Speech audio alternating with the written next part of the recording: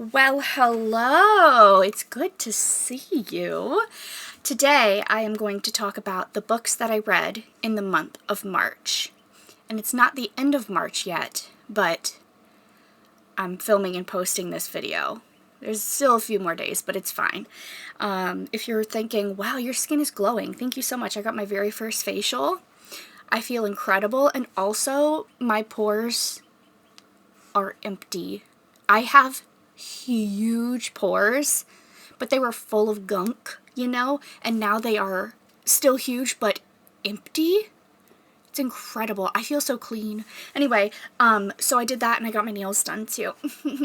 So I'm pampering myself. But today we are going to talk about books I read this month. So let me pull up my list. That's right, there's a list of the books that I completely finished. The first book I finished in the month of March is Not in Love by A.Z. Hazelwood. Not in Love by Not in Love by Ali Hazelwood. I've never had trouble saying her name before. That was really weird. Anyway, here is the book synopsis. A forbidden secret affair proves that all's fair in love and science. Rue Siebert might not have it all, but she has enough. A few friends she can always count on, the financial stability she yearned for as a kid, and a successful career as a biotech engineer at Klein, one of the most promising startups in the field of food science. Her world is stable, pleasant, and hard-fought, until a hostile takeover and its offensively attractive frontman threatens to bring it all crumbling down. Eli Kilgore and his business partners want Klein, period. Eli has his own reasons for pushing this deal through, and he's a man who gets what he wants. With one burning exception, Rue. The woman he can't stop thinking about. The woman who's off limits to him. Torn between loyalty and an undeniable attraction, Rue and Eli throw caution out the lab and the boardroom windows. Their affair is secret, no strings attached, and has a built-in deadline, the day one of their companies will prevail. But the heart is risky business, one that plays for keeps. I really liked this book. I rated it 5 stars. There actually is a book that I did not rate 5 stars this month. I really liked this book. I cared about the characters, which I've said before in these videos. I have to care about the characters.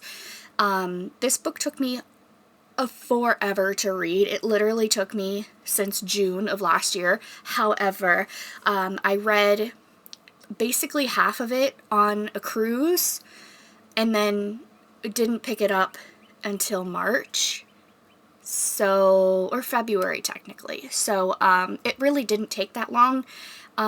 It's just that there was like a really long time of not reading it. I liked it. I am not a smut girly, and there is a good amount of sex in here, and I don't love that, but I knew that going into it. Like, that's how Ali Hazelwood books are. They have sex in it. So I knew that going into it, but it was a lot of sex. Just be prepared for that, and then you'll be fine. Slight trigger warning if you have a food thing, food ED or anything like that. She talks about that a little bit in there, but not to a crazy extent or anything. And the next book, actually the rest of these books, are all books that I read advanced reader copies of. I am part of NetGalley now because I am a librarian, so I can read advanced copies of books before they come out, and I can review them, and I can order them for the library if I want, or when it comes out, I can request, I can tell people about them. If a patron's looking for something specific, I can be like, I know just the book, and I read it front to back, so I know what I'm suggesting, and I know what happens in the book. It's not just, oh, this was a cute cover. Yeah, sure, you like dogs, read this. So the first book that I read was Fearless, which is The Tailors Book 2 from Jen Kalonita. Wow. Melon yawned. It doesn't come out until September 15th. That's a really long time away. Okay, so this is the first book. I feel like I have a dog hair on my nose. I probably do. This is the first book that I rated 4 stars. New York Times bestselling author Jen Kalanita tells the story of 4 best friends, all named Taylor and all Swifties, figuring out how to survive middle school together. When the Taylors learn that this year's 5th grade school trip over spring break is to Nashville, they can't believe their luck. The trip will include a trip to... See, I don't like that it says trip to trip. Anyway, it's not out till September, so maybe it'll change, but their trip will include a trip to the Country Music Hall of Fame, which offers school workshops like Songwriting 101, which is aspiring songwriter Teffy's dream come true. But a trip this big doesn't come without a few bumps. Taylor has never been away from her family before and is nervous. Will she overcome her fears and join her friends? Will Teffy continue to use her voice in songwriting class where there are many talented young aspiring writers just like herself? Can TS relax and have fun instead of worrying she made a big mistake by skipping a huge soccer tournament to go away with her friends? And how will Tay-Tay survive her hellish assigned roommate, mean girl Hannah? Can the girls learn to embrace life and be fearless? If they want to make the trip an adventure of a lifetime, they'll have to find a way to overcome their worries and fears the way they always do, by leaning on each other. I glanced at someone else's comment and I agree. So I didn't read the first one, but I didn't think that I would have had to. And I didn't. The beginning of the book says all you really need to know about it. Basically, 4 friends named Taylor, and they love Taylor Swift. And apparently in the first one they met her, and they got the 22 hat. So, there you go. So, this is about a 5th grade class. I think 5th graders are the cap for this. I don't think anybody older would want to read this. It read very young, and it is a middle grade fiction book. It's supposed to read young to a point, but it felt really young. I've read a lot of middle grade fiction in my day, and a lot of it holds up, even if you are got your big toe in the 30s. So this one's just it's a little young for me. I did like that it talked about, like, real things about Taylor Swift, real facts and stuff like that, which was really interesting. Like, the author definitely did her research.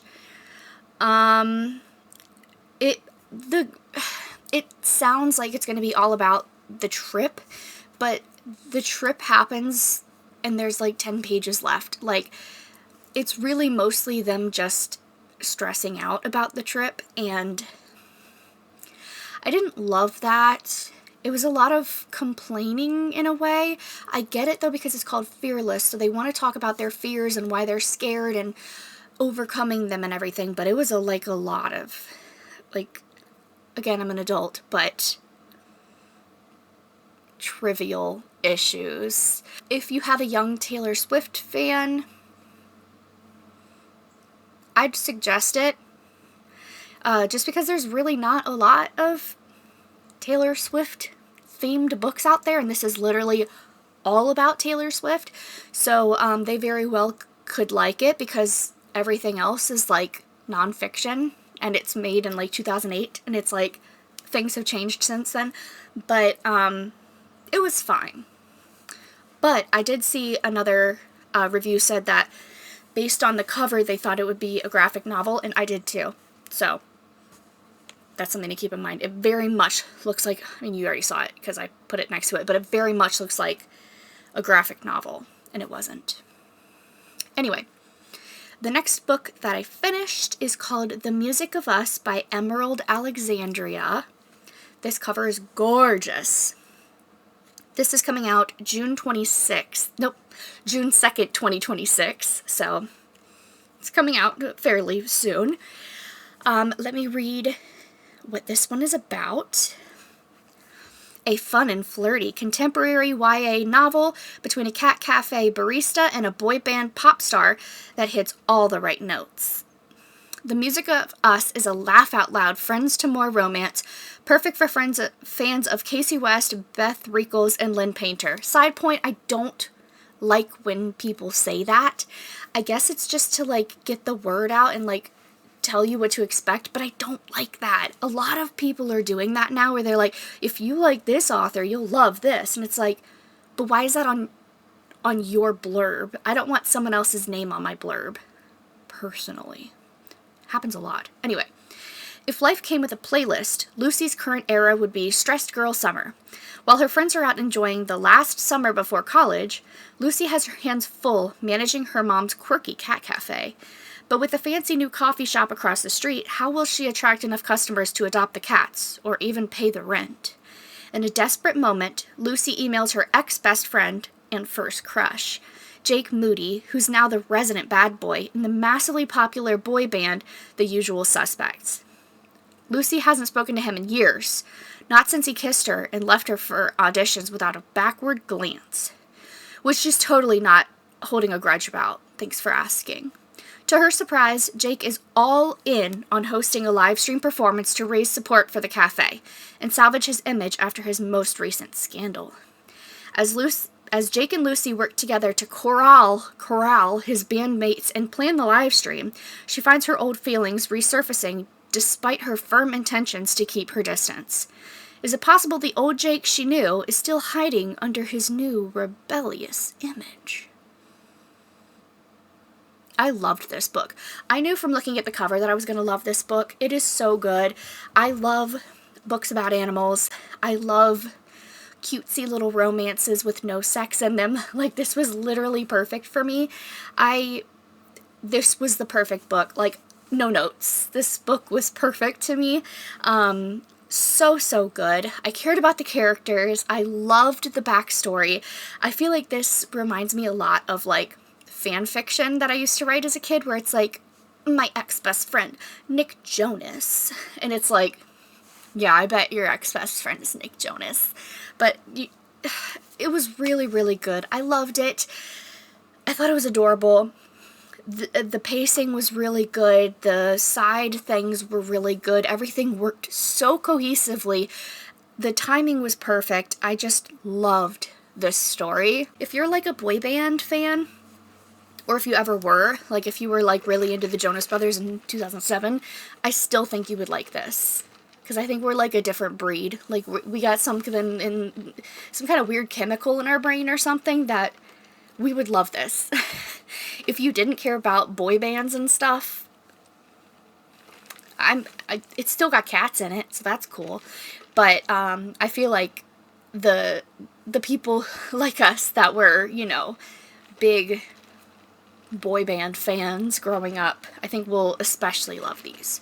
Next book, actually last book that I completely finished, is called Small Magics by Emily Tetry. This is another middle grade book, but this one is a graphic novel. A young girl uncovers the small magics of her aunt's island home, where dogs talk and the wind blows your way if you say please. In the stunning middle grade graphic novel from the Geisel Honor creator of Tiger vs. Nightmare. Perfect for fans of The Moth Keeper. It's the last summer before Sarah's family moves and she has to start over at a new school. The last summer before everything changes. But instead of spending it with her friends she'll be leaving behind, Sarah is sent to stay. I can't read this synopsis. This is crazy.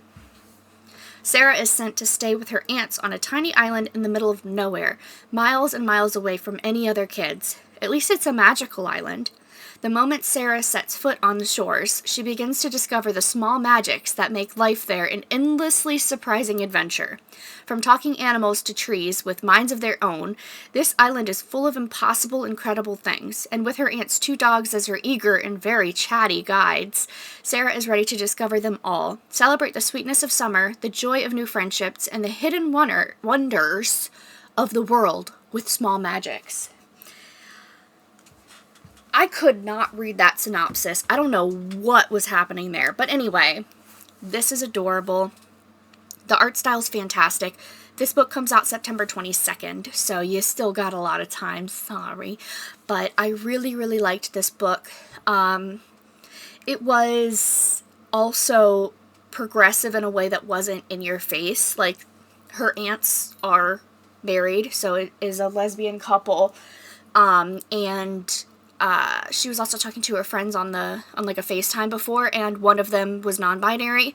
So, and I really liked that it didn't seem forced. Like, it just seemed like, yeah, her aunts are married, like, okay. So I really, really liked that.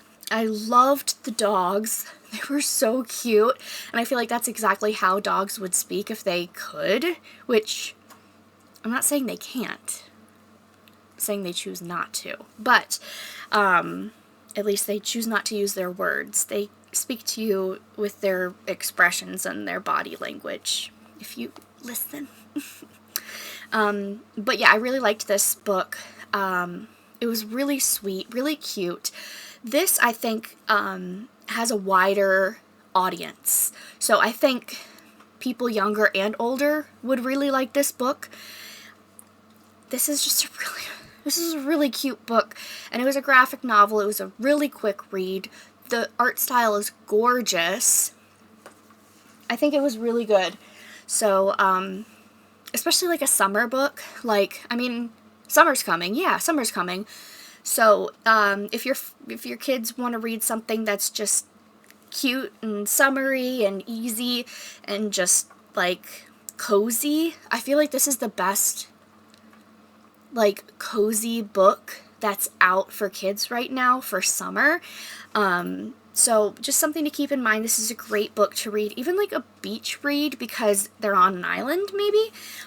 Just like a cute summer read. I think it's really, really good, and highly recommend. This person did say the only complaint was that there wasn't much of a climax or anything that really pushed the plot along. Very true. Just the whole time was very cozy. It felt like a cozy like game almost, like an Animal Crossing or something, where it's just cozy the whole time. But yeah, I really liked it. So those are the books that I completely finished. On to the books that I am still reading.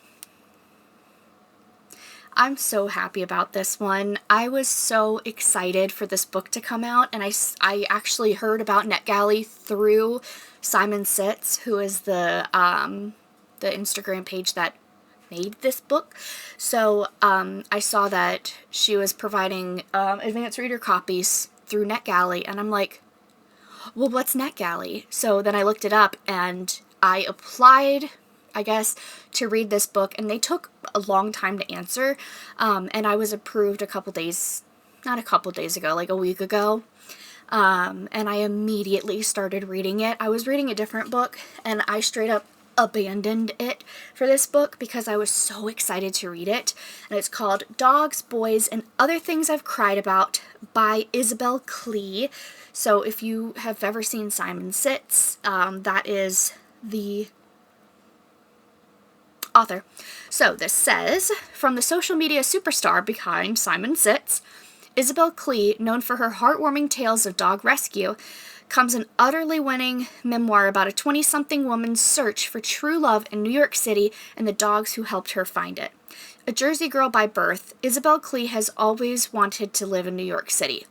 At age 20, she had her chance, ditching her college upstate and moving into a grungy basement apartment in Manhattan. Dog-obsessed since childhood, her first post-grad job was becoming an assistant to a dog photographer, and something clicked into place. A career focused on helping dogs was the new dream. Isabel quickly found a passion for rehabilitating rescue dogs and helping them get adopted. At the same time, she was caught up in a whirlwind of friendships, parties, fickle boyfriends, and grand romances, which she recounts in honest, tender, and sometimes devastating chapters about the search for love and belonging. Isabel's first true love, though, was Simon, a fluffy puppy who's been saved from the meat trade. Oh my god, I didn't know that. That's crazy. As the highs and lows of her 20s hit Isabel in wave after wave, it was Simon who kept her grounded. Together, Isabel and Simon created a community of dog lovers and a tight-knit group of friends pursuing their dreams.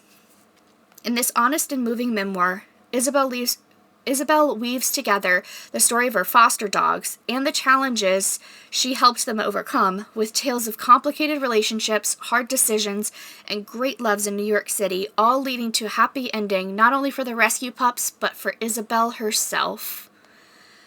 This book, I haven't finished it. I can say I love it so far, okay? I am on page 83, and I love this book so much. It's incredible.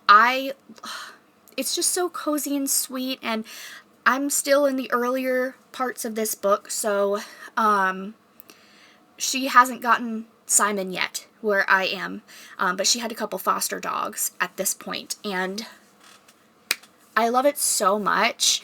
It is so nice to hear more from Isabel because I like her, and I like her tales of animal rescue, but I've never really gotten to know her, so this was really nice, and I'm really excited to keep reading. It is so good so far. Oh my god. I'm so excited to finish it, but I also don't want to finish it because I really like it. And I know I mentioned in the last video that it's like, I am itching for a good dog nonfiction book, and this is scratching that itch right now. It's incredible. But at the same time, I've been reading The Best Dog in the World, Essays on Love. It's by Alice Hoffman, but she was the one who edited it. It's 14 authors. So, this says, 14 beloved authors celebrate the life-changing bond with their canine companions in this heartwarming essay collection edited by New York Times bestselling author and lifelong dog lover Alice Hoffman. Anyone who has ever been fortunate enough to share their life with a dog knows the experience is both profound and transformative. Here in this charming collection of essays, 14 celebrated authors share unforgettable tales. I have to tell you when Isabel's book comes out, I forgot. Unforgettable tales of the dogs who left their paw prints on their hearts, with contributions from Isabel Alland, Chris Bohalian, Bonnie Jarmus, Roxane Gay, Emily Henry, Anne Leary, Tova Mirvis, Jodi Picoult, I never knew how to say her name, Picoult, Isabel Strout, Amy Tan, Adriana Trigiani, Nick Trout, Paul Yoon, and Laura Zigman. The Best Dog in the World captures the full range of the canine-human connection, from the joy of welcoming a new puppy to the heartache of saying goodbye to a beloved friend.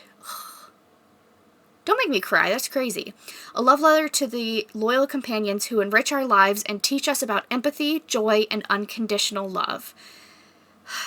This anthology is the perfect gift for dog lovers everywhere, offering a blend of laughter, tears, and inspiration that will resonate with anyone who has been forever touched by the love of a dog. Don't you dare! This book is also really good. It says I'm only 14% done.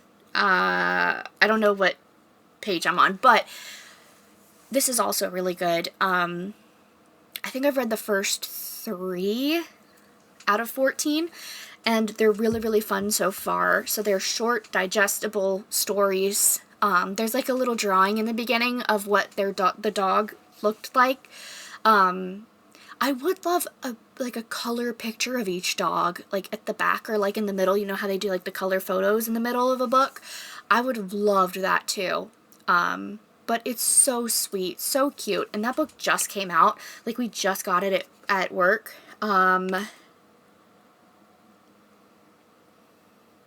Book details? March 10th. Yeah. So this book just came out, and I was like, I immediately need to read this. I actually had it on a list for the library to buy, and we had already gotten it it had already been processed at that point to get. Dog Boys and Other Things I've Cried About I also requested. But let's see when this book comes out. April 28th. So you can still pre-order it, and it'll come soon. This is the book that I would recommend out of any of them, especially if you do watch Simon Sits, and if you don't, do it, because it's very lighthearted and sweet, but also sometimes it's not. sometimes things happen. I mean, they're foster dogs. Sometimes things happen with rescue dogs and animal welfare in general. Things happen and you have to be prepared for that, but most of her stuff is very, very positive, and even the stuff that's not great of animal welfare, she still does it. She talks about it very well, and she handles it very well too. So I really like her, and I like this book, and I like it, and I like it. So there you go. I don't know what else I've been approved for. Let me check NetGalley. See, literally, I'm in the middle of reading it because it stays on my phone, so I can just click on it and like keep reading. Okay, so the only other one that I have is Dog Park Murders by Angela Barker. I wonder if that's really her last name. Probably not. And I am 9% done with that one. So I started it, but barely. And that was originally going to be the next book that I read, and then I got approved for Dogs, Boys, and Other Things I've Cried About, and I was like, get out of my way, I need to read this book. So there's that. But yeah, so that's the only other one. Oh yeah, oh, was I approved for that? Nice. Do you remember when I read that Dungeons and Drama book from Christy Boyce?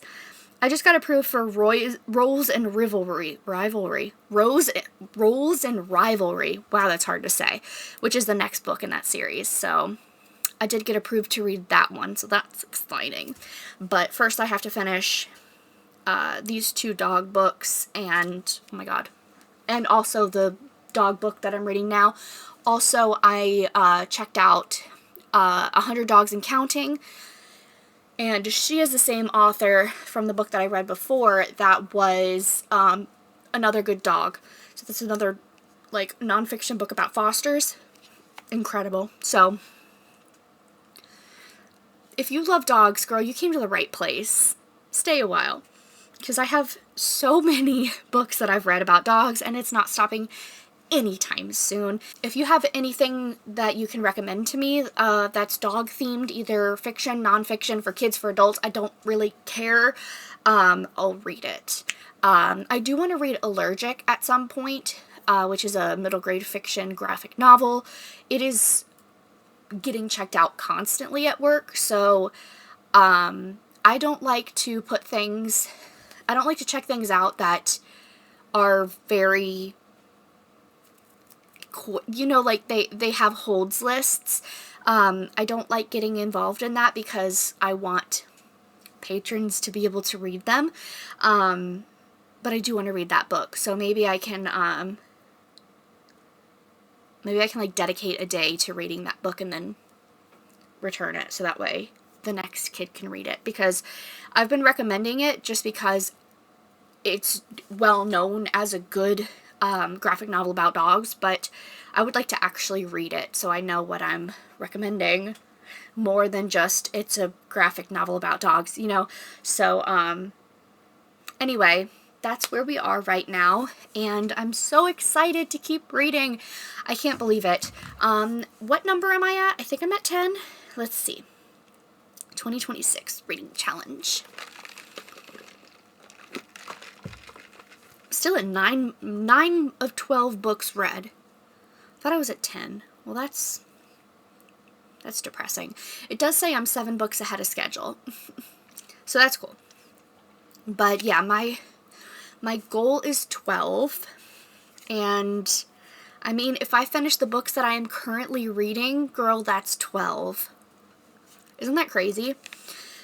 So Best Dog in the World, I'll probably get to like 50% today, just because it's a quick read, it's fun. What I like about it is, since it's 14 essays, like you can, you know, put aside 10 minutes and read one, you know what I mean? Like, you can put it down and pick it up and give yourself, I'm going to read the next book, or the next essay, you know, and then when I'm done, I'll put it back, like I'll sit it down. That's what I should do. I should make it to where it's like every day read at least one story or whatever, but at this point I've had it checked out for a while, so I want to finish it, and again, give it back to the library because we have several copies, but the other copies are getting checked out, so it's a book that people are interested in, and I want to read it and let them read it. So anyway, that's where we are. Thank you so much for being here. What are you reading this month? I would love to hear. And the links in the description box are Amazon affiliate links. I have been accepted as an Amazon affiliate, so I may earn a commission if you buy these books. The links provided below. Thank you so much for being here. Subscribe if you wanna, and I'll see you in my next video. Bye.